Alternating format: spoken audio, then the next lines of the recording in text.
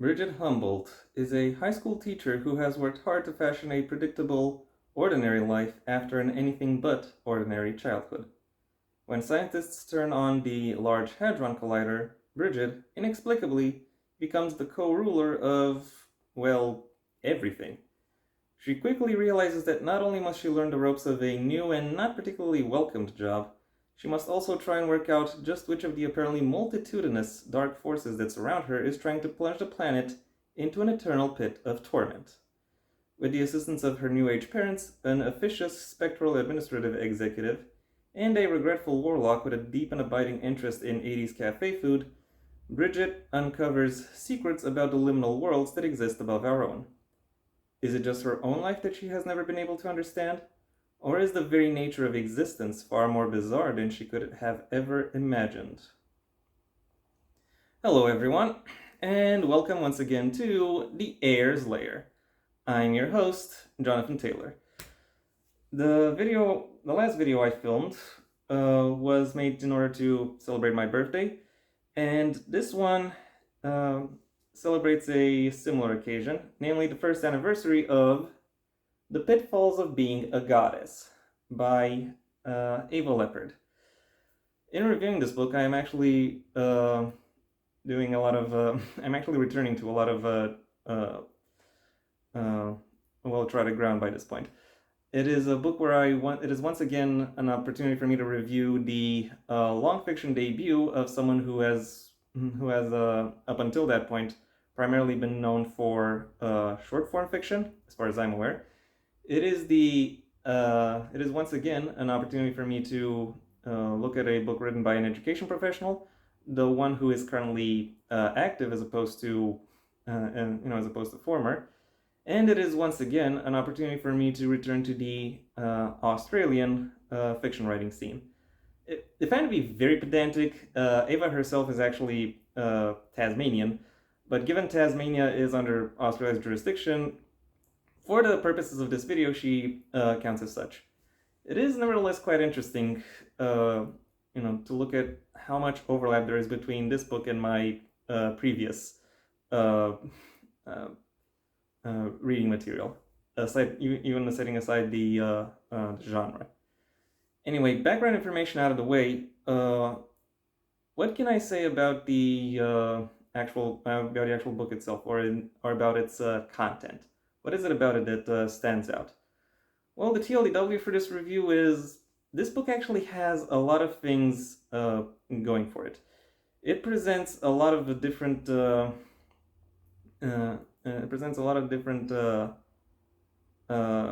perspectives through which it showcases a world which crafts a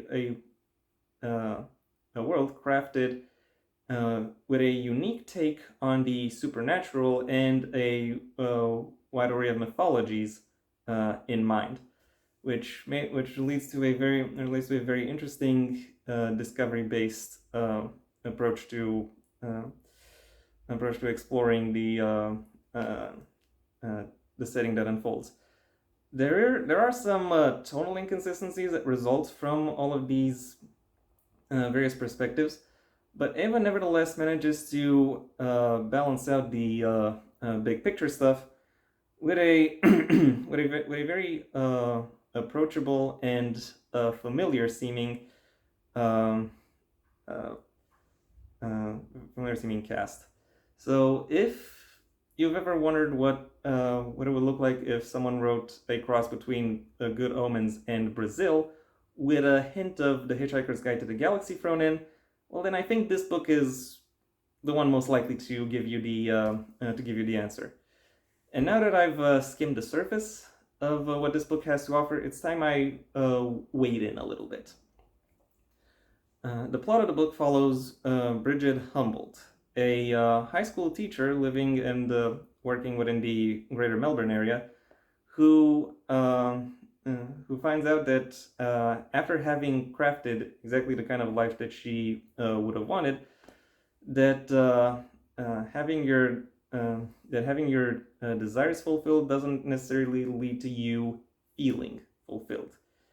And as she navigates her spiritual crisis, she finds that there are various supernatural visitors trying to draw her attention, and through the attention that they draw, she figures out that she has a larger role within the fabric of creation. That being said, that perspective isn't imparted upon the reader solely through Bridget's perspective, because as I said in the TLDW, there are various other figures who also have their own perspectives presented throughout this book, and I think Ava's intention throughout the through writing the book this way was to have these various perspectives complement each other, so that one side, sort of questions that would be opened by one side of the exploration would be answered by the by another side of the exploration in order to lead to a fulfilling discovery-driven narrative. However, unfortunately for her, the cast is somewhat too slim in order to really sustain that level of discovery, and or in order to really explore and interact with the elements that she is trying to establish and lay out within her world, and as such, because of that, there is somewhat of a disconnect that occurs between between Bridget's perspective and the perspectives of others, and because the others are more involved in what I can only say and what I can only assume to be the actual core of the story, returning to Bridget's perspective always comes across as the plot setting itself back just a little bit. The plot is also set back by another aspect of the intentions behind the creation of this book, namely the fact that it is supposed to be a comedy. Why is that a problem? Well, because comedy, to a large extent, revolves around establishing tension, but then breaking it. How does a joke work? Set up, punchline. This book does a lot of setup, but not a lot of that setup leads up into any of the high stakes that it is trying to present. All of that setup, most of the time, leads to a punchline. Sometimes it's a dark one, but oftentimes it's just a punchline. And because of that, while there's plenty of information being given about the setting itself, the actual stakes that the book is trying to build don't really come across to the extent to which I think the author really really intended for them to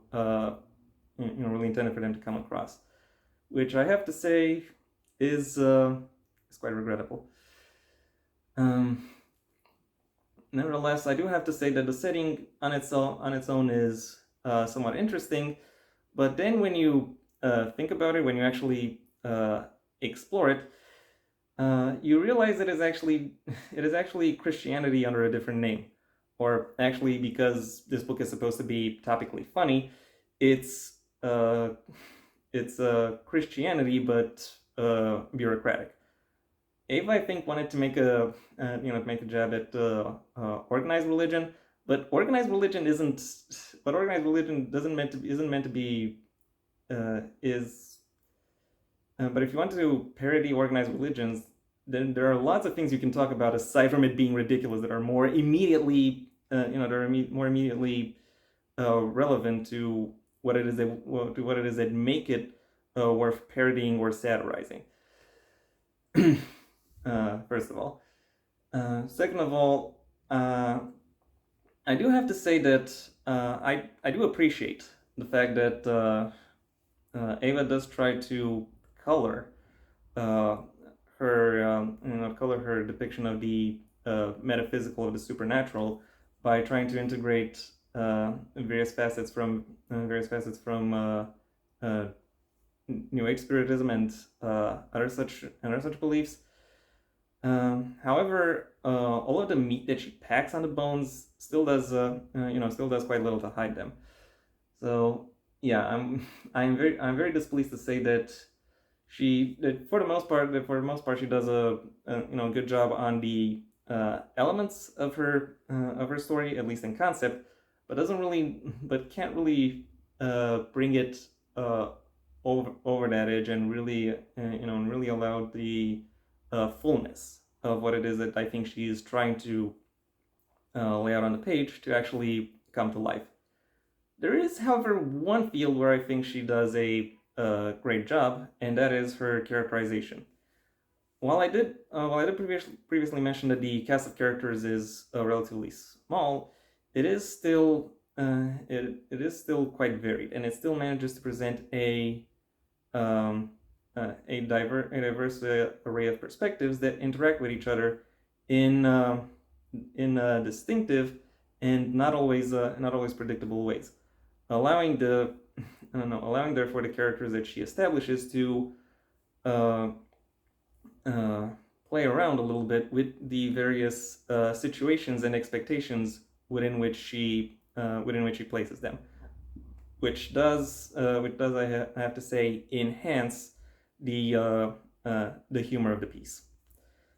Overall, while I would say the author's ambition is very much outstripped by the size of her world, the actual content that she does have on the page, nevertheless, still stands out and still comes across as very memorable through its playfulness and through its presentation.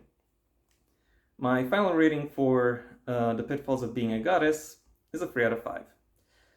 And that was my review. Thank you for your attention. If you enjoyed it, well then please like the video, maybe even share it wherever you think other people will also like the video. If there is anything you'd like to add to the book itself or to my review of it, that's what the comment section is for. And if you want to see when my next video gets released, well then please subscribe. And ideally also ring the bell or do whatever else YouTube asks of you in order to keep you notified. My books, the first of my own Heir to the Empire series, The Next Generation and Path Not Taken, are available at various book retailers under their respective master links in the description down below. Right past my social media links, which I also suggest you check out, should you choose to. Additionally, you have the option of supporting me on Patreon, where depending on the level at which you pledge, you will receive various perks, the specifics of which I will allow you to discover on your own. I also have a second channel where I talk about whatever it is that interests me. So if you want to find out my opinions and takes on various topics that are not related to literature or books, then that might be something for you. Otherwise, you could, stay on this channel and go through my extensive backlog, or you can do whatever else you want with your day, because after all, it is your day. Until next time, I am Jonathan Taylor, and this has been the Heir's Lair.